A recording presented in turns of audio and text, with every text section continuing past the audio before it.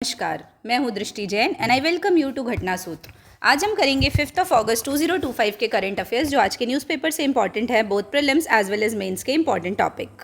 तो सबसे पहले हम चलते हैं प्रीलिम्स वाले टॉपिक में। First topic is Jharkhand ex CM and tribal leader Shibu Soren dies. तो झारखंड के जो एक्स सीएम है और ट्राइबल लीडर है शिबू सोरेन, उनकी डेथ हो गई है।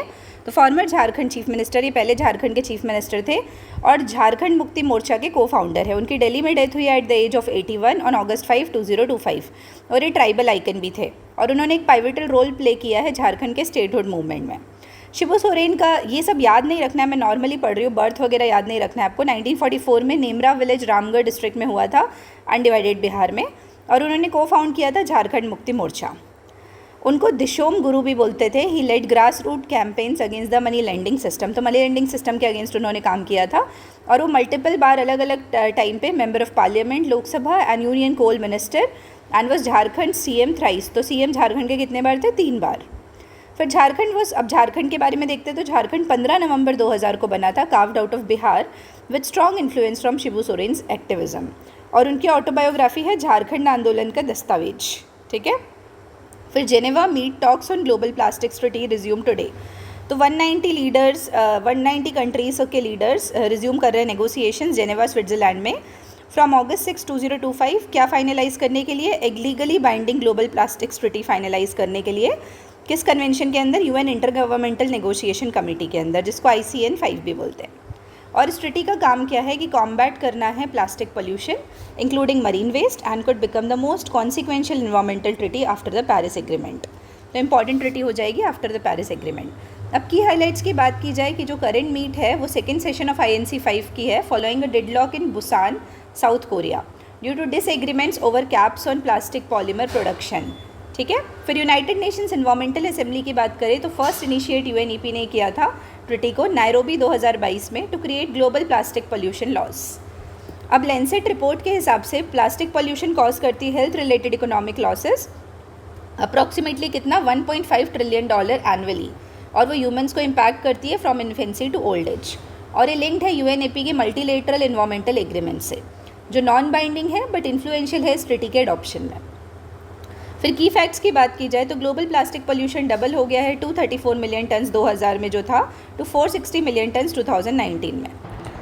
Next topic is uncertainty looms over resumption of MG NREGA in Bengal as centre yet to approve labour budget. तो बोल रहा है कि रिजम्पशन ऑफ जो Mahatma Gandhi national rural employment guarantee scheme है MG नरेगा वेस्ट बंगाल में, वो अभी भी अनसर्टेन है क्योंकि centre is yet to approve the state's labour budget. तो सेंटर ने अभी तक स्टेट के लेबर बजट को अप्रूव नहीं किया है फाइनेंशियल ईयर 2025-26 के लिए, इवन आफ्टर द डेडलाइन जो 1 अगस्त 2025 की डेडलाइन थी जो कलकत्ता हाई कोर्ट ने सेट की थी। तो इसलिए इशू चल रहा है। तो की हाइलाइट्स की बात की जाए तो वेस्ट बंगाल गवर्नमेंट ने सबमिट किया है लेबर बजट और रिक्वेस्ट किया है मिनिस्ट्री ऑफ रूरल डेवलपमेंट को अप्रूवल के लिए, लेकिन वो अभी भी पेंडिंग है। फिर 2019 से 2022 के बीच में सेंट्रल टीम्स विजिट की थी 19 डिस्ट्रिक्ट में वेस्ट बंगाल में और रिपोर्ट किया miss appropriation of fund, ghost beneficiaries and floating rules and norms violation. तो ये रिपोर्ट के हिसाब से है। फिर section 27 of MG NREGA act 2005 was invoked by the center to suspend fund release to Bengal from March 9, 2022। तो बोल रहे हैं कि ये सब लैप्सेस के कारण सेंट्रल गवर्नमेंट ने सेक्शन 27 यूज़ किया MG नरेगा एक्ट का और फंड का जो रिलीज सेंटर करते हैं स्टेट के लिए MG नरेगा के लिए उसको सस्पेंड कर दिया। अब की फैक्ट्स में देखते हैं MG नरेगा के बारे में। तो MG नरेगा का फुल फॉर्म क्या है? Mahatma Gandhi national rural employment guarantee act, और वो इनैक्ट हुआ था 2005 में, जो प्रोवाइड करता है 100 days of guaranteed wage employment हर साल to every rural household to enhance livelihood security. लेकिन इसमें ये ध्यान रखना, इसमें अनस्किल्ड है, स्किल्ड नहीं है, अनस्किल्ड काम करवाते हैं। To enhance livelihood security and promote rural development through labour intensive public works. ठीक है। और टॉप परफॉर्मिंग स्टेट्स कौन से एम्प्लॉयमेंट जनरेशन के टर्म्स में? वेस्ट बंगाल फर्स्ट था जिसमें 75.97 लाख पर्सन्स एम्प्लॉयड हुए थे। अब लेबर बजट की बात करें तो लेबर बजट एसेंशियल है for fund allocation and is managed via, तो एक सॉफ्टवेयर है नरेगा सॉफ्ट, उसके हिसाब से मैनेज होता है MIS सिस्टम यूज़ करके by ministry of rural development. Next topic is Stalin inaugurates VinFast's first EV plant in country. तो तमिलनाडु के जो चीफ मिनिस्टर हैं MK स्टालिन, उन्होंने 4 अगस्त 2025 को इनॉग्रेट किया Vietnamese EV manufacturer VinFast's first EV plant in India. तो फर्स्ट EV प्लांट विनफास्ट का वियतनाम की जो कंपनी है उनके कोलैबोरेशन से बना है। कहाँ पे? टूथकोडी, तमिलनाडु। टूथुकोडी जिसको अपन बोलते हैं ना, तमिलनाडु में, वहाँ बना है। It is a significant step in India's EV manufacturing sector, और तमिलनाडु इमर्ज करेगा फिर इसी के थ्रू एक ईवी हब के जैसे।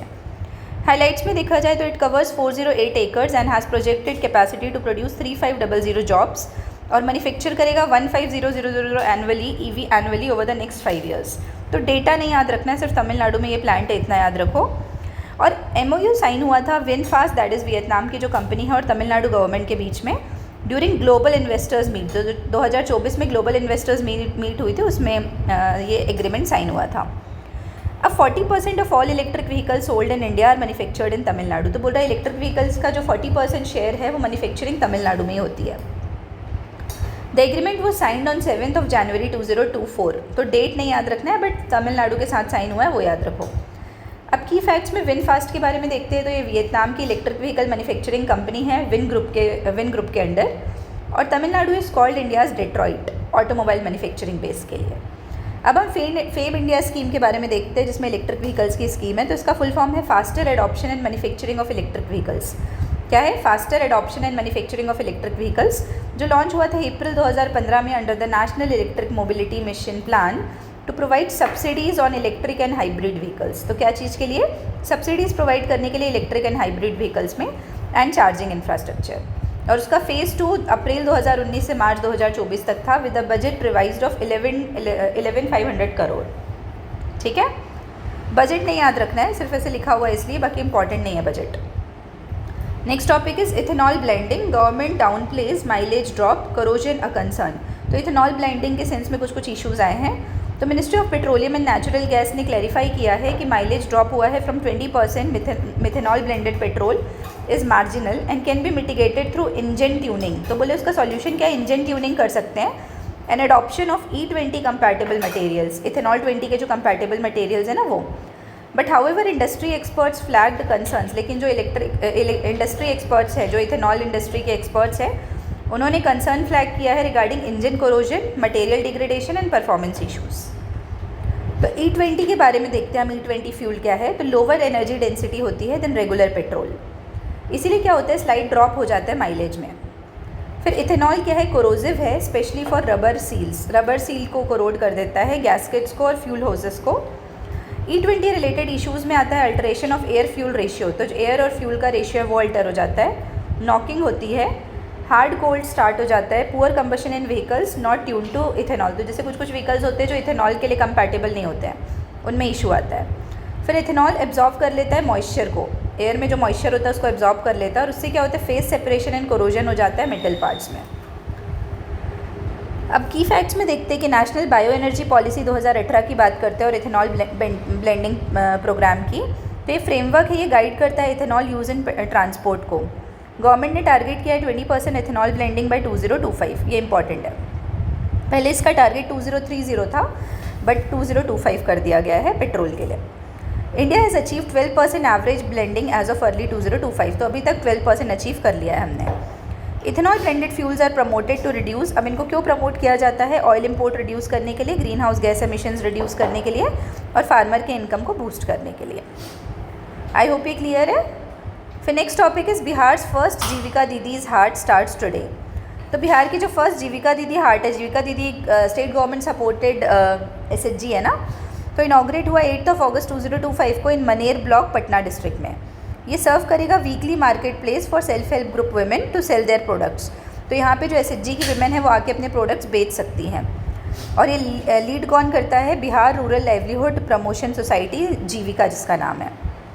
की हाइलाइट्स की बात की जाए तो ये हार्ट एवरी थर्सडे काम करेगा, और इसमें 26 विमेन SHG ग्रुप्स पार्टिसिपेट करेंगे, और इन्हीं इनिशिएटिव को रेप्लिकेट किया जा रहा है और भी बहुत सारे ब्लॉक में।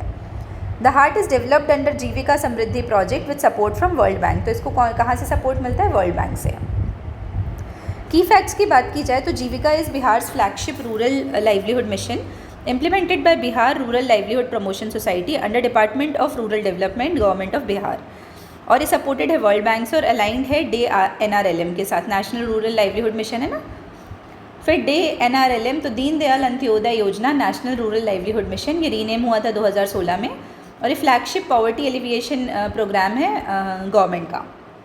सेल्फ हेल्प ग्रुप्स की बात की जाए तो ये small community based self governed groups हैं जो टिपिकली 10 से 20 वुमेन रहती है, जिसमें from similar socio economic background जो अपनी सेविंग्स को पूल करते हैं और एक्सटेंड करते हैं credit within the group to foster financial inclusion, income generation और विमेन एम्पावरमेंट। ठीक है। फिर सोलर वाटर हीटर्स की बात की जाए तो सोलर वाटर हीटर्स मैंडेटरी हैं इन न्यू हाउसेज एंड शॉप्स। ठीक है। तो बिहार गवर्नमेंट ने अनाउंस की है एक new provision under its upcoming solar energy policy. तो मैंडेट किया installation of solar water heaters in all newly constructed houses, shops and buildings with a roof area of more than 350 square feet. तो roof area कितना, 350 square feet से ज़्यादा का। This step is aimed at promoting clean energy and reducing dependence on conventional electricity. तो clean energy promote करने के लिए और डिपेंडेंस रिड्यूस करने के लिए कन्वेंशनल इलेक्ट्रिसिटी के। की हाइलाइट्स की बात की जाए तो it will be implemented under the revised Bihar solar energy policy 2024-2030 और अभी ये नोटिफाइड होने वाला है जल्दी।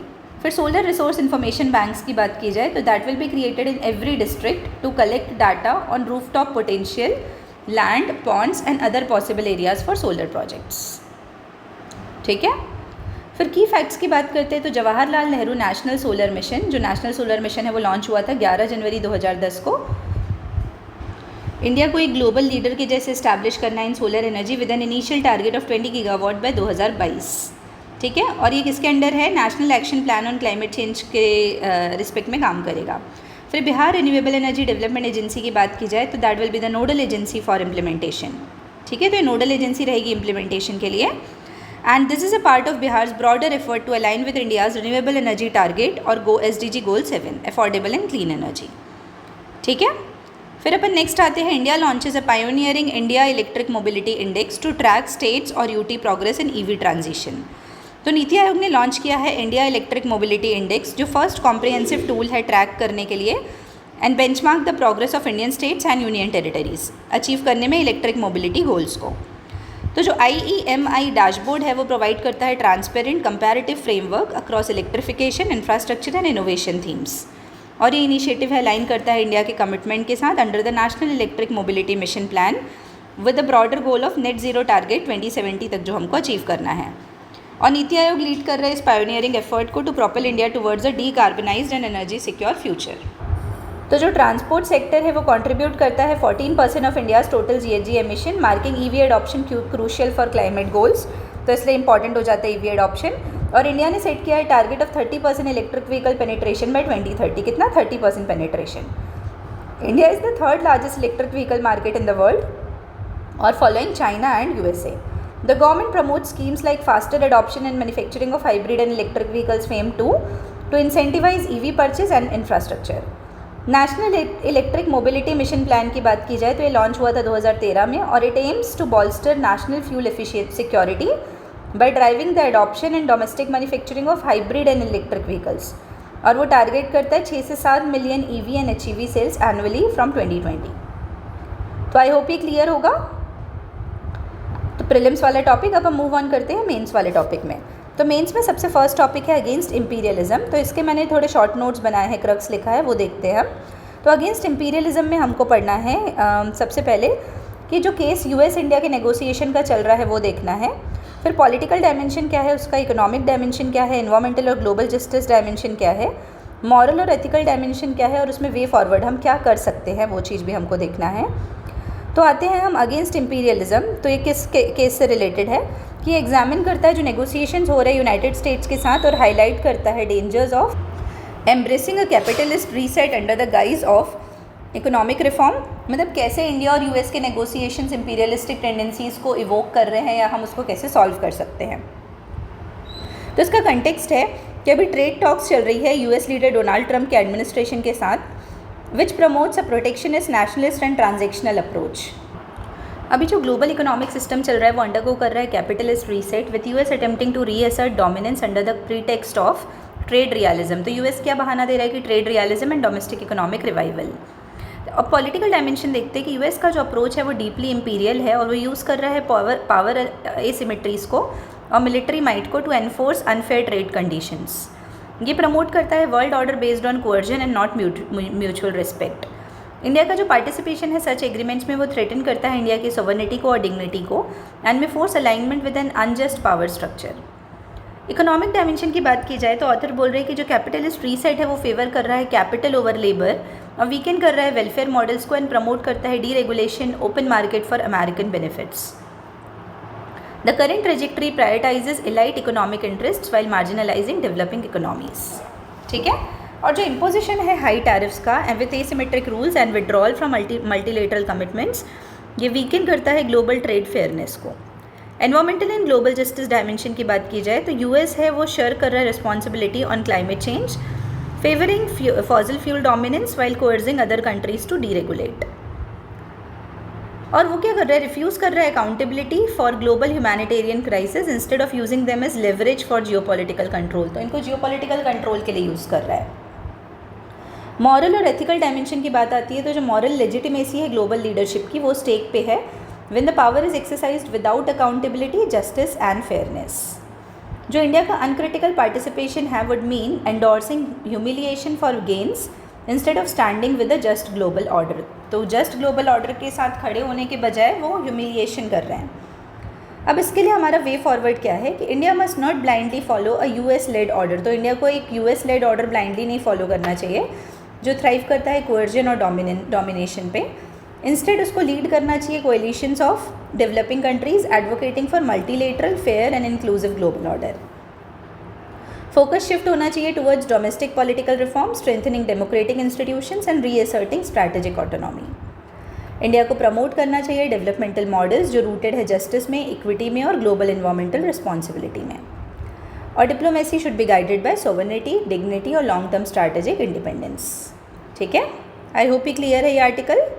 अब अपन मूव ऑन करते हैं नेक्स्ट आर्टिकल की तरफ, that is the missing link in India's battery waste management system. तो इसका क्रक्स क्या है कि जो मैंने यहाँ शॉर्ट में लिखा है कि जो इंडिया का बैटरी वेस्ट मैनेजमेंट रूल्स है हम इसको पढ़ेंगे सबसे पहले, फिर ईवी की डिमांड क्या है और अभी क्या कंटेक्स्ट है, उसके इन्वायरमेंटल कंसर्न्स क्या हैं, इकोनॉमिक कंसर्न्स क्या है या इम्प्लीकेशंस क्या हैं, और पॉलिसी और रेगुलेटरी इश्यूज़ क्या है और इसके लिए हम कर क्या सकते हैं। तो we will suggest way forward.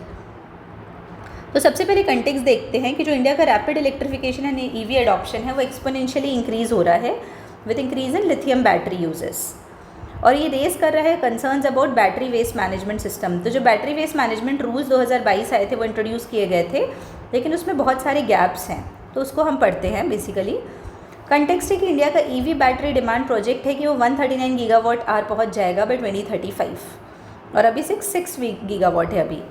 Increasing use of battery energy storage system to meet net zero goals by 2070। तो हमको क्या नेट जीरो गोल्स अचीव करना है 2070 तक, तो इसलिए और ज़्यादा बढ़ रहा है। लेकिन क्या है कि बिना रेगुलेशंस के यदि इम्प्रॉपर डिस्पोजल होगा तो उससे लीकेज हो सकता है टॉक्सिक मेटल्स का, सॉइल वाटर कंटामिनेशन हो सकता है और लॉस हो सकता है वैल्यूएबल मटेरियल्स का लाइक कोबाल्ट, निकल। इन्वायरमेंटल कंसर्न्स की बात की जाए तो जो इम्प्रॉपर बैटरी डिस्पोजल है वो रिलीज़ कर सकते हैं हैजार्डियस मटेरियल्स को इनटू द एनवायरनमेंट।